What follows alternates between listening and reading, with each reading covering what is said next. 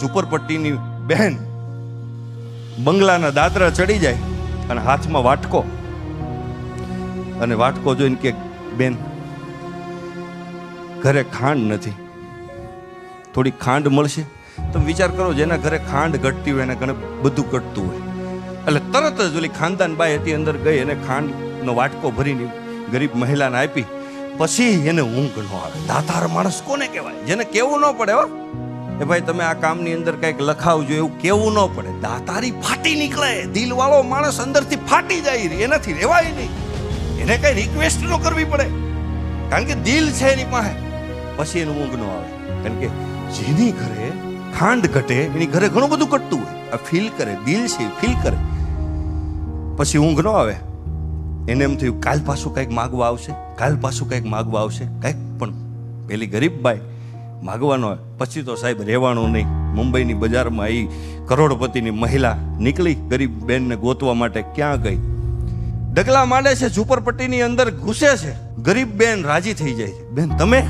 પણ મહત્વની વસ્તુ, મુદ્દાની વસ્તુ, એ કરોડપતિ બાઈની હાથમાં એક વાટકો હતો. અને વાટકો જઈ અને ગરીબ મહિલા હતી એને એમ કીધું કે બેન તારી ઘરે મીઠું છે? કે આ છે ને. તો એક વાટકો ભરી દે ને, મારા ઘરે નથી. સાહેબ પ્રસંગ જોજો તમે. એ મીઠાનો વાટકો લઈ અને પોતાના બંગલાના દાદરા ચડે છે. હિંડોલા ઉપર એનો ધણી બેઠો છે. એ જોવે છે, હાથમાં વાટકો જઈ ધણી ટકોર કરે છે. એટલે તમારો સ્વભાવ સુધરો નહીં. આપણા ઘરે શું ઘટે છે? તમારા માગવા નીકળાય ત્યારે સાહેબ એ સ્ત્રીએ જવાબ આપ્યો હતો ને, આ યુવાનોને હૃદયની અંદર ગાંઠ મારી લીધા જેવો જવાબ છે. આ ગુણ જો તમારી મારી અંદર હશે ને સાહેબ, આપણે રાજ કરવાના છે. એ સ્ત્રીએ જવાબ આપ્યો તો થોડા સમય પહેલા ગરીબ બેન આપણા દાદરા ચડી ગઈ અને ભગવાનની દયા છે આપણે એટલે આપણે એને આપી શકીએ. પછી હું ગોતતી હતી કે બેન કેમ ન આવી, કારણ કે જેના ઘરે ખાંડ ઘટે એની ઘરે બધું ઘટતું હોય. તો કાંઈક માગવા આવે. આપણી પાસે છે, ભગવાનની કૃપા છે, માગવા નહીં. પછી મારાથી રહેવાનું નહીં, હું મીઠું માગવા. પણ એ કે મીઠું માગવા ન જવાય, કંઈક દેવા જવાય. એ કે હું મીઠું એના ઘરે એટલા માટે માગવા ગઈ કે એને ફરી આપણા ઘરે કંઈક માગવા આવવું હોય ને તો એના પગ ભારે ન થાય ને એને સંકોચ ન થવો જોઈએ. ભલા માણસ, એક દાતાર માણસ પોતાની દાતારી દાખવા માટે પોતે ભિખારી બની જાય છે, એને શરમ નથી આવતી, અને દાતારી કહેવાય. એટલે મને કહેવાનું મન થાય કે જીવતા છીએ તો નામનું મહત્વ, મરણ પછી એને નનામી કહેવાય. જિંદગી કોઈની આપેલી ઉધાર છે સાહેબ, એને પાછી ના આપો તો તમારી ખામી કહેવાય.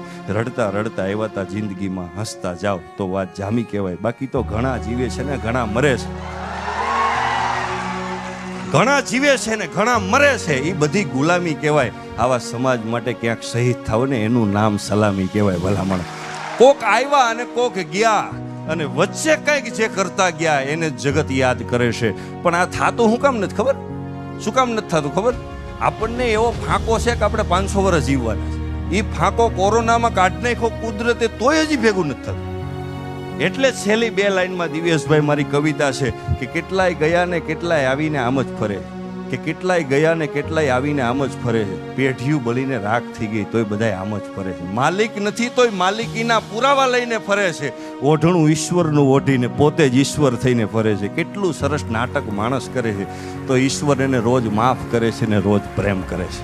રોજ માફ કરે છે ને રોજ પ્રેમ.